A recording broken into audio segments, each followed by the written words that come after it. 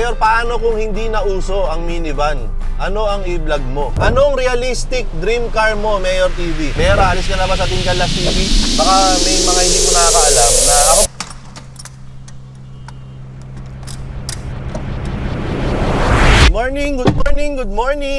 Good morning guys! Ayan, ang date natin ngayon ay December 20, 2024. At ngayon ay gagawa ako ng video kung saan sasagot ako sa inyong mga katanungan. Bale, nag-post ako sa aking Facebook page. Sa YouTube, nag-post din ako. Sabi ko, baka meron kayong mga katanungan, pwede nating sagutin yan. So, ito na yung video na yon. Pero hindi lang ako basta sasagot lang sa mga tanong. Siyempre, medyo babiyahe-biyahe tayo ng konti. Konti lang naman. May mga kailangan lang akong asikasuhin ngayong araw na ito. Nagbasa-basa ako ng mga tanong. Yung ibang tanong talagang nangiintriga lang. No? Yung mga ibang tanong, nangiintriga lang. Yung mga gusto lang may lumabas na mga issue-issue dyan. Pero yung ibang mga tanong, maganda naman at mukhang informative naman pagka sinagot ko. Pero syempre, para safe tayo sa pagsagot sa mga tanong, kailangan nakahinto tayo pagka nagbabasa ako ng mga tanong, di ba? Responsible driving, guys! Huwag kayong cellphone ng cellphone habang nagmamaneho, di ba? Kung naka-Waze kayo o naka-Google Maps, sulyap-sulyap lang. Huwag yung nakikipag-chat pa kayo sa crush nyo, nakikipag-chat pa kayo sa girlfriend nyo, o kaya ang may pinakamahirap dyan, nakikipag-chat pa kayo sa girlfriend ng iba! Masama yun, guys! Masama yun! Napaka-carwash muna tayo rito. Alam ko may carwash dito eh. Ayun, meron nga. Tapos habang kinakarwash, sasagot muna ako ng mga tanong. Ayan live car wash, guys! Huwag kayong matakot.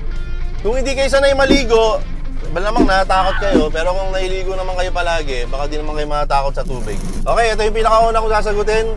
Galing to sa Facebook, yata galing to. Ito ay tanong ni Moham Nanding. Mayor, paano kung hindi na uso ang minivan? Ano ang i-vlog mo? Ayan, kung hindi na uso ang minivan, ano ang i-vlog ko? Kahit na anong matripang ko. Ganoon naman ako palagi. Hindi naman ako nakatali sa kung ano yung content lang na ginagawa ko. Yun lang lahat, yun lang palagi. Pag sinabing pagkain, puro pagkain lang. Pag sinabing bahay, puro bahay lang. Pag sinabing sasakyan, puro sasakyan lang. Hindi po ako ganoon. Kung ano yung matripang kong content, kung ano yung matripang kong bagay, kung ano yung matripang kong aktibidad, yun yung i-content ko, yun yung i-vlog ko. Hindi ako nadidiktahan ng kung ano yung pinapanood lang sa akin, yun lang yung i-content ko, hindi. From time to time ay meron pa rin ako mga content na walang kinalaman sa minivan. Meron akong content na tungkol sa NWOW, tungkol sa lugar, di ba? Tungkol sa Cebu, o tungkol sa pagkain. Meron akong para sa 100 na content, di ba? From time to time naglalabas ako ng mga parody. Meron akong mga content tungkol sa gitara. Meron akong content na original songs. Hindi tayo nadidiktahan ng minivan, di ba? Hindi ako, ever since hindi ako naging ganong creator, yung kung ano yung pinapanood sa akin lang yung gagawin ko. Hindi.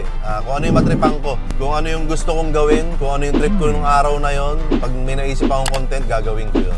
Ang next naman natin na katanungan ay galing kay Alvin Mascardo. Anong realistic dream car mo, Mayor TV? Ako, kahit nung bata pa ako, hindi ako mahilig sa mga fancy, mamahalin, mga latest model na mga sasakyan. Talagang nung bata ako, natandaan ko, ang gusto kong sasakyan ay yung box type na Mitsubishi yata yun. So, yun lang, yun yung dream car ko nung bata. Tapos ngayon na medyo, hindi na ako bata, pero bata pa naman ako. Pero kumbaga, hindi na ako 8 years old, 10 years old. So ngayon, ang dream car ko, minivan talaga. Ang dami kong gustong bilhin na minivan. Yun talaga yung gusto kong parang gusto kong mangoleksyon ng minivan, parang ganyan. Kasi maraming klase. Pero sa ngayon, yung mga latest, sa totoo lang, nag-aabang ako na may ilabas yung Toyota na Light Ace na automatic. So hoping ako, Toyota, baka naman! Ilabas nyo na yan! Ayan nilalabas na. Ayan. Baka naman Toyota, baka maglabas kayo ng yung Light Ace na automatic. Ayan, gusto ko yun eh. Parang ang sarap ding formahan, ang sarap ayusan, di ba? Multipurpose din. So, ayan, sinasabon na tayo mga kaibigan kung nakikita ninyo. Ayan na, huwag kayong matakot. Hindi tayo mababasa, guys. Easy lang tayo. Ang susunod naman nating katanungan ay galing kay Angelifer Pangilinan. Ang tanong niya ay, anong ma-advise mo sa amin ni Carl Benz Cruz as our online ninong para mas lalo pang maging solid ang pagsasama namin, lalo na ngayong mag-asawa na kami. So, Angelifer, una sa lahat ay congratulations sa inyo ni Carl. Well, sa mag-asawa, ang advice ko lang ay communication, give and take. Huwag niyong kalimutang tumawa kahit sa gitna ng pinakamabigat na problema. Minsan yun yung pinakamalaking challenge, yung paano kayo tatawa? Meron kayong problema na parang sabi nung iba, di ba, sabi nila, dapat seryosohin mo yan kasi seryosong problema. Pero hindi, importante yung pagtawa. Kung doon ka nakakakuha ng lakas, o yung pagtawa mo, o pagtawa ng isa't isa ay pinagkukunan nyo ng lakas, huwag kayong mahiya, huwag kayong matakot na tumawa o humanap ng nakakatawa kahit kayo ay nasa gitna ng isang mabigat na problema. As long as kayong dalawa lang.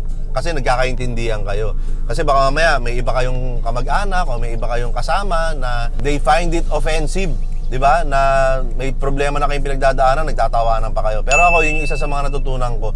Importante na marunong tayong tumawa kahit na gaano kabigat pa yung problema na dinaraanan natin. Pero it doesn't end there, di ba? Kailangan asikasuhin mo pa rin yung problema o asikasuhin mo pa rin yung mga dapat mong asikasuhin habang tumatawa ka. Halimbawa, ang problema mo, naputulan kayo ng kuryente, magbabayad ka ng kuryente sa Meralco, di ba? Yung tumatawa, pabayad nga po ng Meralco kasi naputol po yung kuryente namin.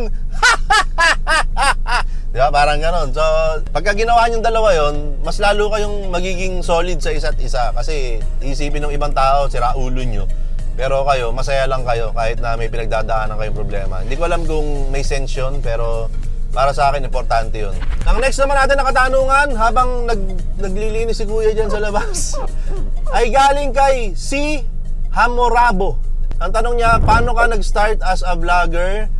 Meron ka ba naging inspirasyon kaya mo pinasok ang social media? Tsaka ano ang naging positive at negative impact nito sa buhay mo? Kaya ako naging vlogger. Yung vlog kasi yung content creation, matagal ko na siyang ginagawa. Siyempre, yung mga parody, mas nauna kong ginawa yan. So, dati pa, hindi pa ako nagba-vlog, ay gumagawa na ako ng content, which is yung mga parody. Yun. Pero yung vlog, sinubukan ko siyang gawin dahil nainggit ako sa editing na nakikita ko sa mga videos ni Will Dasovich at ni Gong TV nung mga unang panahon. So sabi ko, parang gusto kong subukan yung ganong editing. So nag-shoot ako ng vlog. Actually, walang kakwenta-kwentang vlog yon. Para lang ma-experience ko yung ganong editing na jump cut lang, tapos may mga 3,000 years later. Yun yung nagpasimula, kaya sinubukan kong mag-vlog. Meron ba akong inspirasyon? Siyempre meron. Gaya ng binanggit ko ay si Gong TV. Mula noon hanggang ngayon, siya ang pinaka-paborito kong vlogger of all time. Para sa akin, siya ang greatest of all time. Maraming kokontra, maraming magrereklamo. Kanya-kanya tayo ng opinion, kanya-kanya tayo ng perspektibo sa buhay. Para sa akin, pagdating sa vlogging, content creation in general, at sa pagiging influencer, Gong TV, #1 forever, greatest of all time. Kumbaga yung pag-idolize ko kay Gong TV, hindi lang dahil ang talino ng mga content niya, hindi lang dahil ang galing niyang gumawa ng content, hindi lang dahil magaling siyang negosyante, kundi dahil ang galing niyang asawa, ang galing niyang tatay, ang galing niyang kuya, ang galing niyang anak, ang galing niyang kaibigan. Basta ang galing niya. Diba? So, yun, para sa akin, Gong TV, greatest of all time yan. Ang next natin na katanungan, habang binabanlawan tayo, ay galing kay Nelser Lakindanum. Mayor, masasabi mo ba na malaking factor din ang TCTV kung nasaan ka ngayon as a channel and as a person as well? Oh, that's so many as in a sentence. Baka po may mga hindi nakakaalam sa inyo, yung mga nanonood po sa akin, baka may mga hindi po nakakaalam na ako po ay naging parte ng TCTV o ng Team Canlas TV. Co-host ako doon sa channel na yon. At ngayon po ay umexit na ako. Actually, ang daming tanong tungkol doon. Hindi ko alam kung madaanan ko lahat yan. Galing kay Ramona Lebiste. Mayor, alis ka na ba sa Team Canlas TV? Siguro maraming nagulat, pero pag nagbabasa-basa ako ng comments, mukhang nakamove on naman na sila kagad. Kasi parang wala naman halos naghahanap sa akin doon. Pero to answer the question, malaking factor din ba ang Team Canlas kung nasaan ako ngayon as a channel and as a person? As a channel po, hindi masyado. Ito, real talk to, hindi masyado. Kakaunti lang po yung mga tumatawid from Team Canlas papunta rito sa Mayor TV na channel. Actually, pagka nagko-content ako, kahit dati pa, na kasama ko Team Canlas, pumutrip kami sa Davao, sa Cebu, o kung saan-saan man, hindi masyadong pinapanood. Siguro hindi sana yung mga viewers ko dito sa Mayor TV o ewan ko kung bakit din nila pinapanood. Pero as a person ay malaki ang ambag talaga ng Team Canlas TV kay Mayor TV o bilang Omar Punsalan, di ba? Kasi syempre naging trabaho ko ang Team Canlas TV for almost 2 years nga. Ngayong February sana magiging 2 years na ako sa Team Canlas, pero yun nga, umexit na ako. Malaki ang factor ng Team Canlas TV sa akin as a person. Kasi nga, naging trabaho ko siya. So, parang for a time, masasabi ko na Team Canlas TV yung naging source of income ko talaga. Main source of income. Okay? So, malaki ang ambag. Tapos, syempre, naging magkakaibigan naman kami doon. Lahat na nakasama ko doon. Kumbaga, dahil sa Team Canlas, nagkaroon ako ng mga pambayad ng kuryente, pambayad ng internet. So, kumbaga, malaki ang ambag ng Team Canlas sa aking mga gastusin at sa mga bayarin na dapat bayaran, kaya nga bayarin, di ba? Tsaka marami rin ako natutunan doon. As a person, malaki talaga ang epekto ng Team Canlas sa buhay ko, parang ganyan. Ayun, marami kasi akong bagay na gustong gawin, lalo ngayong papasok na 2025. Pero yun, sabi ko nga, habang buhay akong thankful na naging parte ang Team Canlas sa buhay ko, parang ganyan. Kumbaga, pagka kinuwento ko yung buhay ko, nakilala ko si Mayora, kinasal ako kay Mayora, nagtrabaho ako sa Bubble Gang, nagtrabaho ako sa ABS, tapos nag-Team Canlas ako, parang ganyan. So parang, ayun, nandun siya sa mga level na yun. So, hindi kami nag-away. Hindi kami nag-away ni Cubs Chess. Okay? Walang pag-aaway na nangyari. Okay, para po doon sa mga nag-iisip dyan na kung ano-ano, wala pong pag-aaway na nangyari. Ayan, habang pinupunasan ako rito. So, yun. Easy lang kayo. Easy lang kayo, guys. Life goes on, mga kaibigan. Lalo ngayon, malapit na ang New Year. Mag-move on po tayo. Kumbaga, maging masaya tayo sa kung ano man yung ginagawa at mga tagumpay ng mga tao sa paligid natin. At ako, yun din naman ang inaabangan ko para sa Team Canlas. Kumbaga, yung umangat pa sila ng umangat. Angat lang ng angat, parang ganyan. Sabi ko nga, di ba, dati, lagi ko sinasabi yung approve, improve. Ayan, so kailangan lagi tayong nag-i-improve, lagi tayong upgrade ng upgrade, parang ganyan. Yung mga, di ba, tumataas yung version mo, parang ganyan. Gumagawa ka ng mas malupit, di ba? Hindi yung mag-i-stick ka lang sa kung ano yung kinasanayan mo, hindi yung mag-i-stick ka lang dun sa kung saan ka komportable. So, kailangan umarap ka ng mga bagay na gusto mong subukan na medyo hindi ka komportable. Ayan, sigurado mag-grow ka dyan. Diba? So, subukan mo. Ayun, hindi ko alam kung nasagot ko yung tanong, pero... Ang susunod naman ay galing kay Mark Anthony Pohol. Ayan, sabi niya, wala naman akong tanong, Mayor TV. Nagpapasalamat lang dahil isa ka sa mga nagpasaya sa amin nung pandemic. Astig rin yung mga parody mo, mabuhay ka at God bless. Maraming salamat Mark Anthony Pohol, shout out sa'yo. Maraming salamat sa appreciation mo. Lagi ko sinasabi na bihira yung mga nakaka-appreciate sa klase ng content na ginagawa ko. Kahit na ngayon medyo marami na yung nanonood sa mga buhay minivan contents ko, marami pa rin yung mga naiinis na hindi nila nai-gets kung bakit ko ginagawa yung bagay na to. Ito naman ay galing sa YouTube. Ayan, sabi ni Froilan Handok. Ayan, Mayor, kailan ka magse-setup ng grand mini meetup ng mga minivan sa Manila? So, ngayon pala, ngayong araw na ito, December 20, ngayon yung araw ng year-end mini meetup ng Buhay Minivan Exclusive. Kaya nagpapakarwas din ako para hindi naman masyado nakakahiya dun sa mga kasama ko dun sa grupo. I-announce ko na rito, target ko na magkaroon ng malaking event ng mga minivan ngayong 2025. Ayan, dito nyo unang narinig yan. Okay? Malaking event ng mga minivan.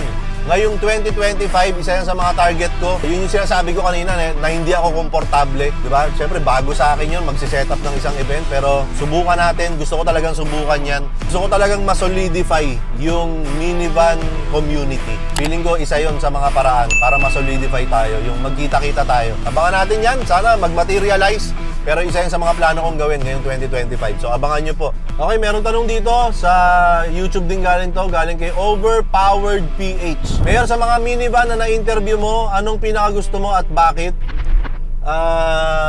Medyo marami sila. Kumbaga, well, para lang masagot yung tanong, no? Wala man akong favoritism. Wala akong paborito talaga. Pero ang mga markado ngayon na naalala ko, yung minivan ni Sir Jomar, si Bulilit din ni Ma'am Rose. Tapos yung cute na minivan ni Chanel na si Minty. Yan yung ilan sa mga pinakauna kong naisip ngayon. Okay, so ayan, tapos na raw tayo sa car wash. Yan, medyo pauwi na dahil nga may lakad pa mamaya. Meron pang year-end Buhay Minivan Exclusive Mini Meetup. Ayan, ang haba.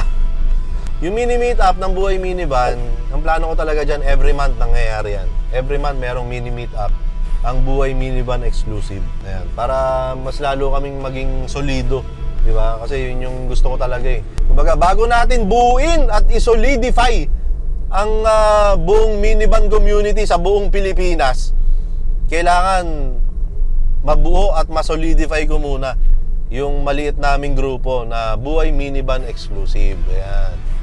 Ayan, konti na lang naman to. Ang tanong ni Alex Andres, galing sa YouTube to, malamang, Mayor, bakit di ka po mag-road trip papunta dito sa Zambales? Abangan po natin. Ayan, dahil nga medyo maluwag-luwag na yung mga oras ko ngayon, magagawa na natin yan. Yung mga pa-travel-travel, papunta-punta sa kung saan-saan. Siguro subukan ko rin mag-camping o baka mag-Philippine loop. So hindi natin alam. Meron talagang endless possibilities, mga kaibigan. So hindi natin alam kung anong mga posible nating magawa at kung ano yung mga posible yung mapanood ngayong paparating na 2025. So itong Zambales, malapit sa katotohanan yan, pero kumbaga medyo i-stretch out natin ng konti. Ang next nating tanong ay galing kay John Michael Lee. Ayan, galing Facebook to. Ang sabi niya ay, ano po ang greatest thing na ipinagpapasalamat nyo ngayong 2024 na wala sa inyo years before 2024? Ayan, so ang ganda ng tanong. Biglang naging parang kailangan ko mag-look back. Ano nga ba yung meron ako ngayong 2024 na wala noong 2023, 2022? Ngayong 2024 nabuo yung Buhay Minivan na content. Ngayong 2024 nabuo yung Buhay Minivan Exclusive na group. Ayan, yan yung mga wala ng mga nakaraang years. Ngayong 2024, nakapag-release ako ng dalawang original na kanta, yung Summer Out There, tsaka yung Alarm. Okay, so malamang may mga hindi nakaka-alarm sa inyo na Summer Out There, may mga songs si Mayor TV. Okay, so may mga original songs po ako, hindi ako puro parody lang, hindi ako puro minivan lang. Kaya nakakatawa yung mga nagsasabi na paulit ulit na lang yung content mo, wala ka na ibang content, puro minivan na lang, blah blah blah blah blah. Tapos ngayong 2024 ay kumbaga ngayon pumasok yung ngayon pumasok yung mga blessings sa amin na yun nga, tulad yan, nagkaroon ng mga solid viewers, yung mga minivan content ni Mayor TV. Maraming nanonood sa Buhay Minivan na mga episode. Tapos di lang doon natapos yun. Pati yung kainan namin na Isa Snack na located sa Unit 11 Danding Building, CJ Santos, Malinta, Valenzuela City, na nag-o-offer ng 100 pesos unlimited siomai rice. Ngayong taon din pumasok yung mga malalaking sales. Kumbaga, ngayon kami pinuntahan ng mga tao, ngayon kami dinayo ng mga customer, ngayong taon kami binalik-balikan ng sangkaterbat, magkakaibang grupo ng mga tao. So, sobrang laking blessing nun na pumasok ngayong 2024. At syempre, marami pang iba, marami pang mga blessings na dumating ngayong 2024 na baka hindi ko na mabanggit sa video na to. Syempre, kung ano lang maisip ko ngayon, yun lang yung masasabi ko. Pero, ayan, sobrang thankful talaga kami. Sobrang punong-puno ng pagpapasalamat ang puso namin, lalo kami ni Mayora, dahil sa lahat ng mga biyaya, sa lahat ng mga blessings na dumarating sa buhay namin. And hoping kami na mas dumami, mas lumaki, mas dumagsa ang mga blessings na papasok sa amin ngayong 2025 at maging sa inyo rin.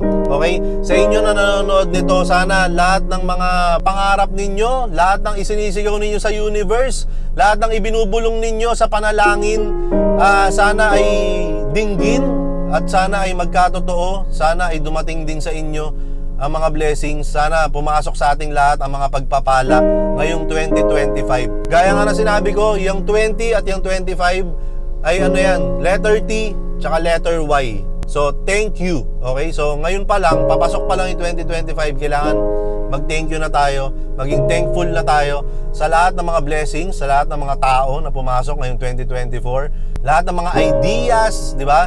Tayo, yung mga creator dyan, yung mga ideas, blessings na agad yun. So, marami tayong dapat ipagpasalamat. So, wag natin kalimutan na magpasalamat. Maging thankful tayo sa lahat ng mga nangyari sa buhay natin. Masama man yan o mabuti, ay dapat ay maging mapagpasalamat pa rin tayo. Dahil eto na tayo, patawid na tayo. Goodbye 2024, hello 2025. So sana ay pasukin tayo ng lahat ng blessings na kailangan natin. Eto sorry, medyo naging seryoso na to, pero i-share ko lang. Marami tayong ibinubulong, marami tayong isinisigaw sa prayers man yan o sa kahit na anong paraan. Marami tayong hinihiling na gusto nating makamit at gusto nating makuha, gusto nating magkaroon tayo, na minsan hindi dumarating, na parang iniisip natin, ba't ganun? Ba't di binibigay sa akin? Bakit parang, ano ba to? Hindi ba ako deserve na magkaroon ng ganito? So, huwag natin titigan yun. Huwag natin titigan yun. Ang gawin natin ay magtrabaho tayo, work hard and work smart, maging masipag, pero maging wais. Lagi nating iisipin na meron mang mga bagay na hindi ipinagkakaloob sa atin.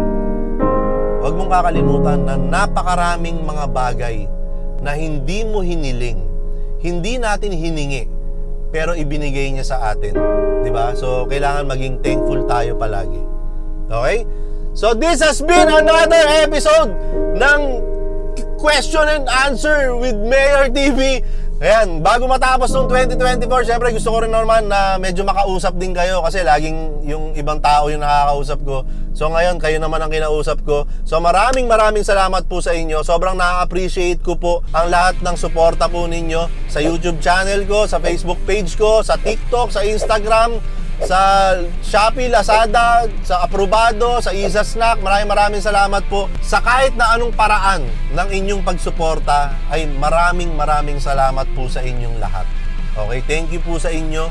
Sobrang na-appreciate ko po ang lahat ng suporta po ninyo. Maraming salamat. And sana mas dumami pa tayo ngayong paparating na 2025. Dahil ngayon pa lang ay i-announce ko na sa inyo. Eto na. Kapit guys, kumapit kayo.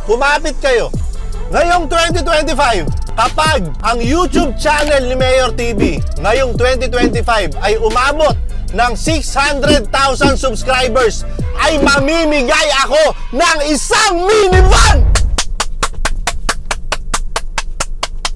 At hindi lang yon mga kaibigan. Kapit. Guys, kapit kayo. Kumapit kayo guys. Kumapit kayo kung saan man kayo pwedeng kumapit. Ngayong 2025, kapag umabot ng 1 million followers yung Facebook page ni Mayor TV, ay mamimigay ako ng isa pang minivan! Woo! Grabe talaga. So abangan natin yan mga kaibigan. Naku po. Sana makapagpamigay tayo ng 2 minivan ngayong 2025. So ngayon pa lang, alam nyo na kung ano dapat ninyong gawin. Like, comment, share, and subscribe dito sa aking YouTube channel. Mag-follow na rin kayo sa ating Facebook page. Siyempre, i-follow nyo rin yung iba, yung TikTok, yung Instagram, Shopee, Lazada, ng Aprobado, diba? So follow nyo na yan. Puntahan nyo kami sa Isa Snack. So yan, this has been another episode of Kwentuhan with Mayor TV. Ako pa rin po si Mayor TV. Wala po ako ibang kasama dito kundi si Bukbuk lang. At syempre kayong lahat ay kasama ko po kayo. At ang masasabi lang natin sa isa't isa ay huwag kang bibili ng minivan! Ay! Ang dali lang nun guys. Saglit na lang yan. Ilan ba yung subscribers? Tignan lang natin mga kaibigan. Ang target natin ngayong 2025 ay 600,000 subscribers sa YouTube. Ang subscribers ni Mayor TV ngayon, as of this recording, ay 416,789. So ang lapit lang. Guys, ang lapit lang yan. Okay? Tapos sa Facebook, ang target natin ay 1 million followers ngayong 2025. Ang followers ngayon ni Mayor TV as of this recording ay 677,461 followers. So ang lapit lang yan guys. 'Di ba? Ang lapit lang yan. So ano pa hinihintay nyo?